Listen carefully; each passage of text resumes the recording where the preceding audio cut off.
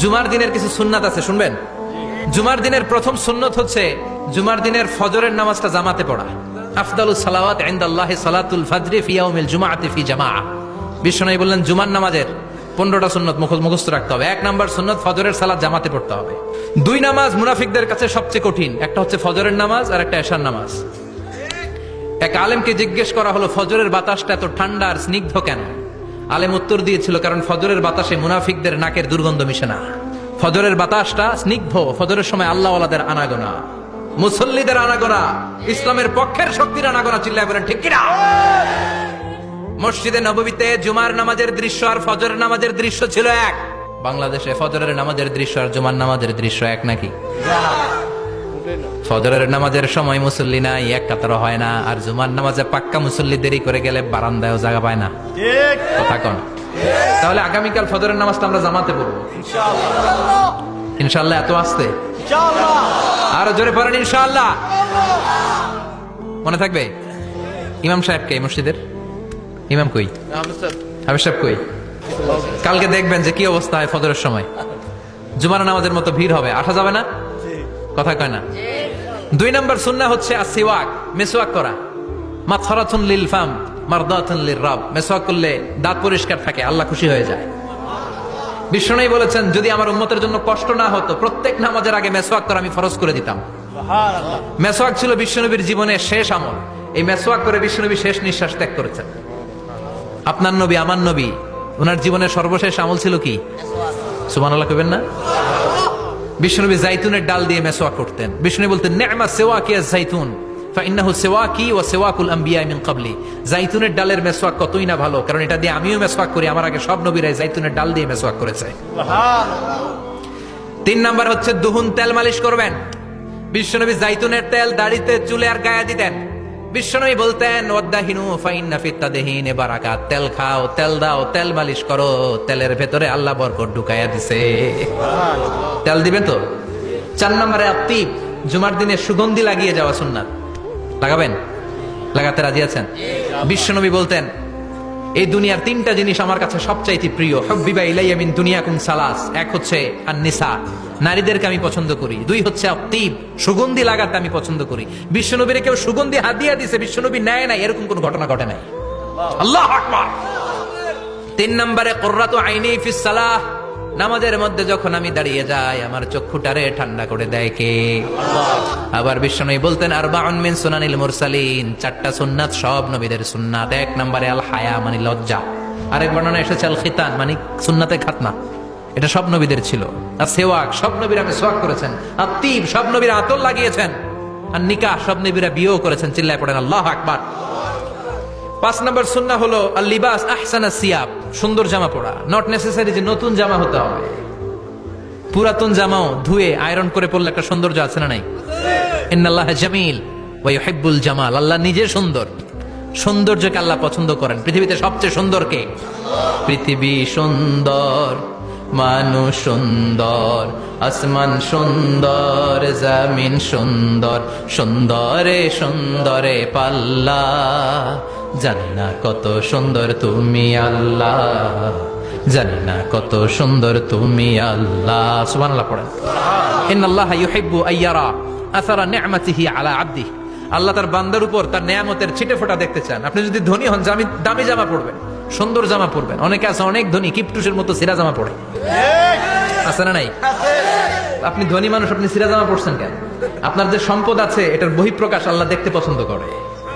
আপনাকে যে আল্লাহ কি নাজ নেয়ামত দিয়েছে, অহংকার ছাড়া স্বাভাবিক বহিঃপ্রকাশটা আল্লাহ দেখতে পছন্দ করে। কোন সুবহানাল্লাহ।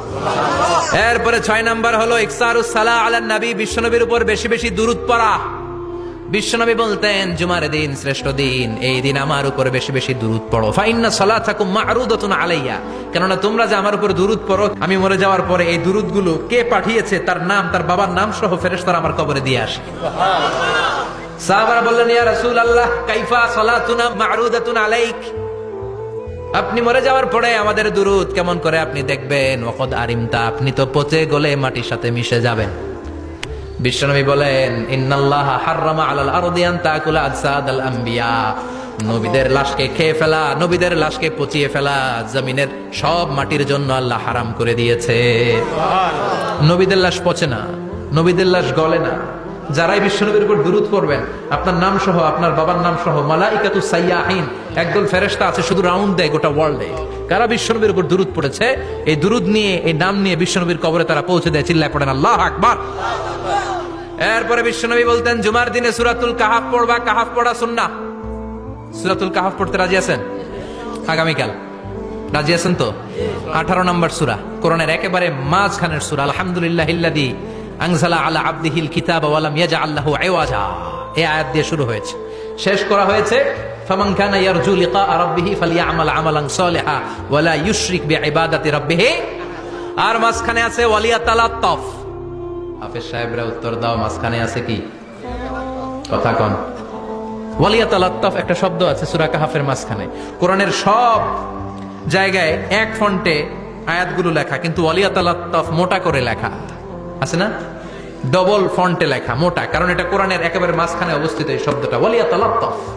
এর আগে যত শব্দ, এর পরে তত শব্দ।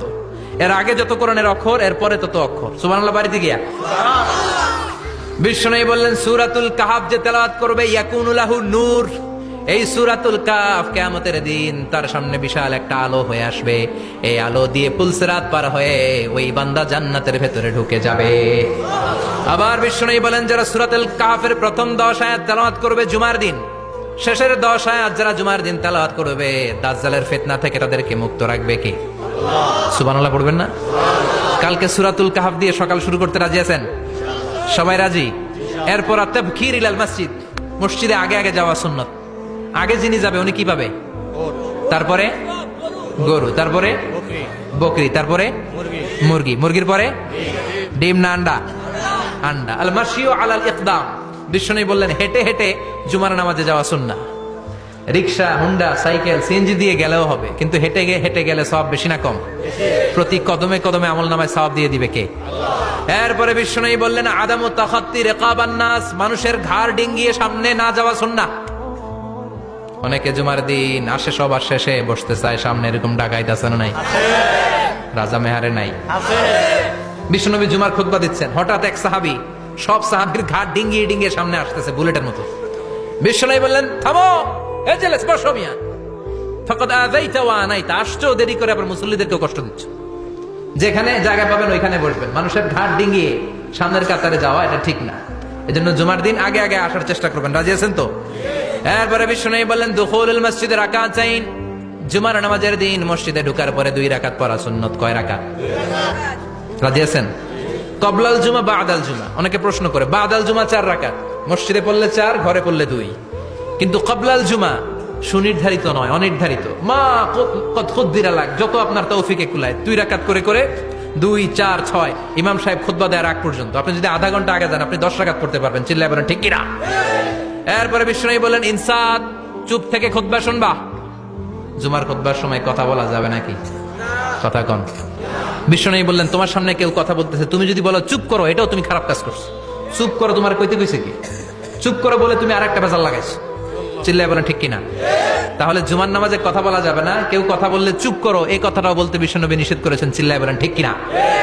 এরপরে মজার একটা কথা বিশ্বনবী বলেছেন, জুমার নামাজ পড়তে যেয়ে যদি কারো ঘুম আসে, জায়গা চেঞ্জ করে বসো। জুমার নামাজ পড়তে যায় ঘুমান না, এরকম কে কে আছেন আল্লাহর ওলি? হাত তোলেন। হাত তুলতে পারবেন? আমিও তুলতে পারবো না, আমি কত ঘুমাইছি। জুমার খুতবা শুনতে গেলে ঘুমাস, কারণ রহমত নাজিল করে কে? পুরো মসজিদের ডানে বায়ে রহমতে ঠাসা, খালি ঘুম আর ঘুম। আছে না নাই? ঘুম আসলে কি করবেন? উঠে যাবেন, উঠে জায়গা চেঞ্জ করবেন, পানির ঝাপটা দিবেন, ঘুম দূর করে দিবে কে? এরপরে বিশ্বনবী বললেন, জুমার দিন দোয়া করলে কবুল হয়। এমন একটা সময় আছে জুমার দিনে, ওই সময়ে যদি বান্দা আল্লাহর কাছে কিছু চায়, সেটা না দিয়ে খালি হাতে আল্লাহ বান্দারে ফিরাইয়া দেয় না। সেটা কখন? অনেক ইখতিলাফ আছে। বেশিরভাগ মুহাদ্দিসিন বলেছেন জুমার দিন আসরের নামাজের পর থেকে মাগরিবের আগ পর্যন্ত, বিশেষ করে মাগরিবের আগের আধা ঘন্টা, এই সময় আল্লাহর কাছে বান্দা যদি কিছু চায়, এই দোয়া আল্লাহ ফিরিয়ে দেয় না। এই 15টা সুন্নাত কালকে আমল করা যাবে তো? সবাই রাজি? জুমার খুতবা মনোযোগ দিয়ে শুনবো তো? আগে আগে আসবো তো? দোকানপাট বন্ধ করে জুমার নামাজের ভাবমূর্তি রক্ষা করবো তো? খতিব সাহেব যারা আছেন জুমার আলোচনাটাকে আরো কনস্ট্রাকটিভ ওয়েতে নেন। সব বন্ধ হবে, জুমা বন্ধ হবে। তাফসির মাহফিলে 144 ধারা আছে না নাই? জুমার মাহফিল আছে। জুমার দিন 144 জারি করছে ওই মসজিদের জুমায়, কোনদিন শুনছেন? এর জন্য জুমাটাকে আমাদেরকে কাজে লাগাতে হবে। আল্লাহ তুমি তৌফিক দাও। আরো জোরে পড়েন আমিন। সুবহানাকাল্লাহুম্মা বিহামদিকা আশহাদু আল্লা ইলাহা ইল্লা আনতা আস্তাগফিরুকা ওয়া আতুবু ইলাইক।